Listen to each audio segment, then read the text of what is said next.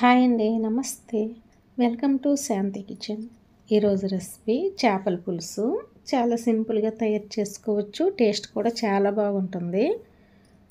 ముందుగా stove on చేసి కడాయి పెట్టి ఒక 3 స్పూన్ల ఆయిల్ వేసుకోవాలి. ఆయిల్ వేడైన తర్వాత ఆవాలు, కొంచెం మెంతులు వేసుకోవాలి.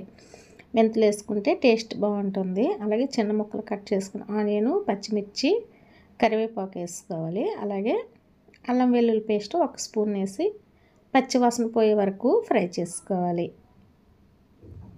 ఆనియన్ బాగా ఫ్రై అవ్వాలి. ఈ విధంగా ఆనియన్ ఫ్రై అయితే మనకి సరిపోతుంది. అలాగే 1/2 స్పూన్ వరకు పసుపు, మన కారం చూసుకుని కారం వేసుకోవాలి. 1 స్పూను ధనియా పౌడర్ వేసి ఒకసారి కలుపుకోవాలి.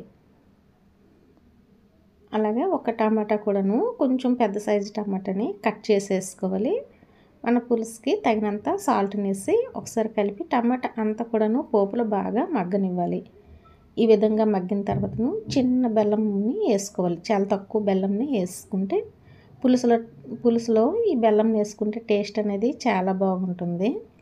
అలాగే చేపలని బాగా నీట్గా కొంచెం సాల్ట్, పసుపు వేసి బాగా నీట్గా కడిగి తీసుకున్న చేపలను వేసుకొని ఈ పోపులో కొంచెం మగ్గనివ్వాలి. ఈ విధంగా మగ్గితే సరిపోతుంది. అలాగే మన పులుగుని చూసుకొని చింతపండు నానబెట్టుకొని చింతపండు రసం వేసుకోవాలి. చింతపండు రసం వేసి నెమ్మదిగా కలుపుకొని ఈ పులుసు అంతా కూడా ఈ విధంగా దగ్గరకు అవ్వాలి.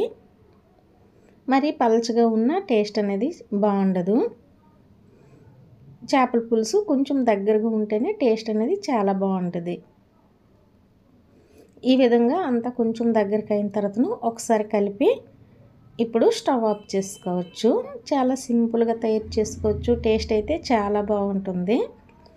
ఈ వీడియో మీకు నచ్చినట్లయితే లైక్ చేసి షేర్ చేసుకుని మరిన్ని మంచి రెసిపీస్ కోసం మన ఛానల్ని సబ్స్క్రైబ్ చేసుకుని. Thank you for watching.